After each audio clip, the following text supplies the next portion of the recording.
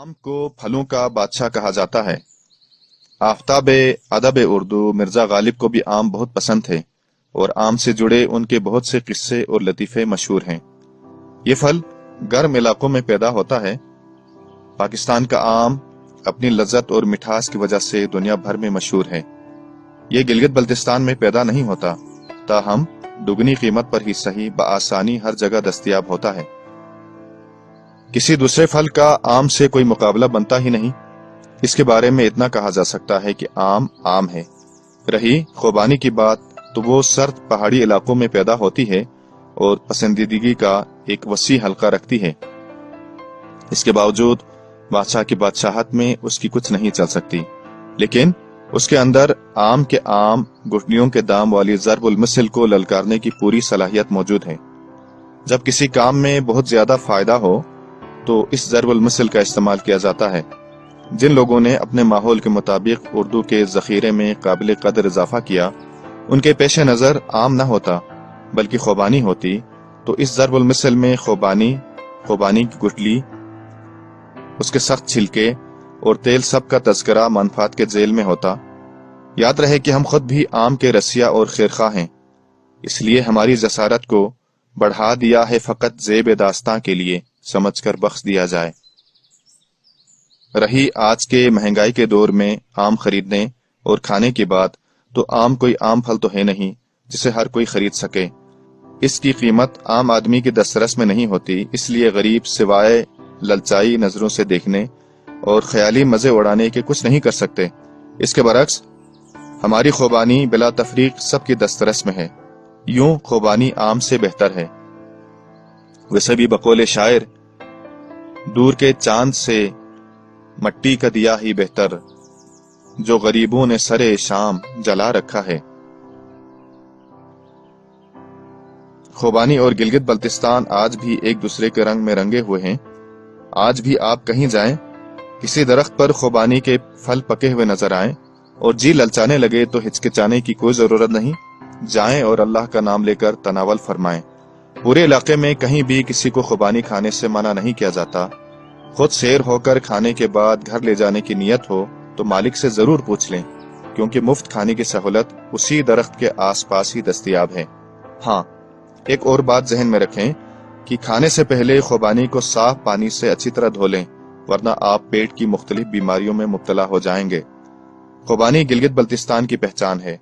पुराने जमाने में अहले कश्मीर बल्तिस्तान को खुबानियों वाला तिब्बत के नाम से पुकारते थे।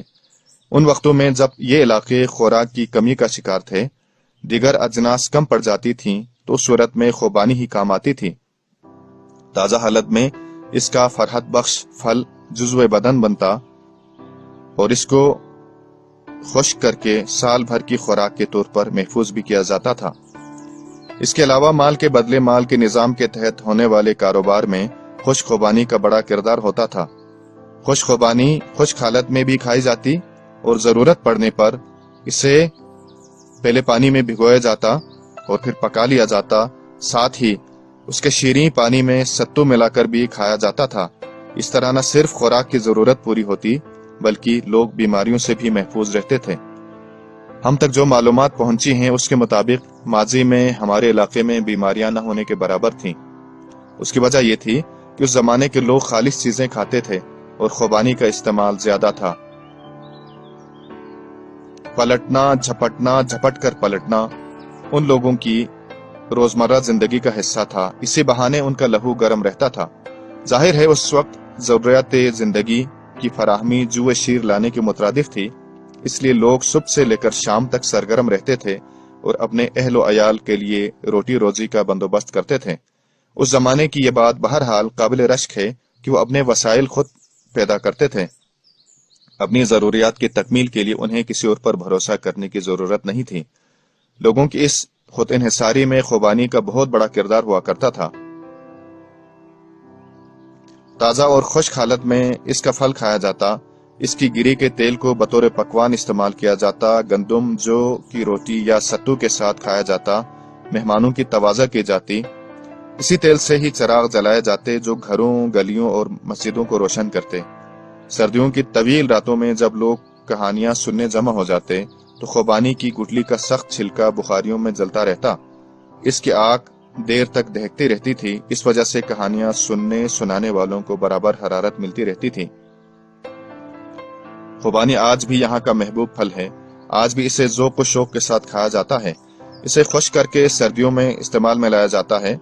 इसका तेल इसी तरह मुस्तमिल है जैसे माजी में था, ताहम अब इससे चिराग नहीं जलाए जाते।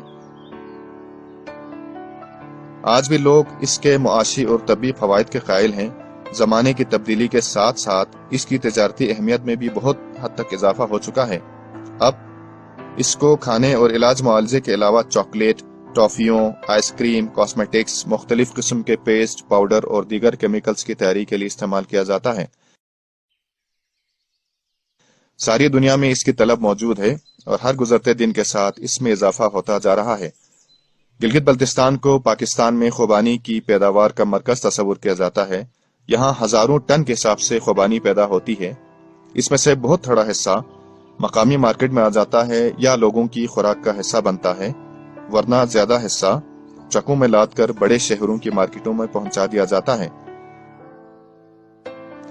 गुज़श्ता एक अरसे से मकामी लोगों की मईशत में खुबानी की वजह से बेहतरी आ रही है। इस हवाले से लोगों में मकामी वसाइल से इस्तिफादा हासिल करने का पैदा होता हुआ शऊर रोशन मुस्तकबिल की नवीद है। खुबानी पैदा करने वाले ममालिक में तुर्की पहले नंबर पर है, जबकि पाकिस्तान का नंबर 6 है। अगर सरकारी सरपरस्ती में अवामी सतह पर शऊर उजागर किया जाए और गिलगित बल्तिस्तान के तूल व अर्ज में खुबानी के बागात लगाए जाएं, बल्कि हर मौजूद जगह इसके दरख्त लगाए जाएं, तो चंद सालों के अंदर ही मुआशी इनकलाब आ सकता है। गिलगित बल्तिस्तान का माहौल खुबानी के लिए मौजूद तरीन है। नीज जायके, फवाइद और खवास के एतबार से भी यहाँ की खुबानी दुनिया भर में बेहतरीन है। ये बात भी याद रखने की है कि खुबानी का दरख्त तवील उम्र रखता है और नस्लों तक फल देता है। इसलिए आज जो दरख्त हम लगाएंगे उसका फायदा चंद सालों के अंदर हमें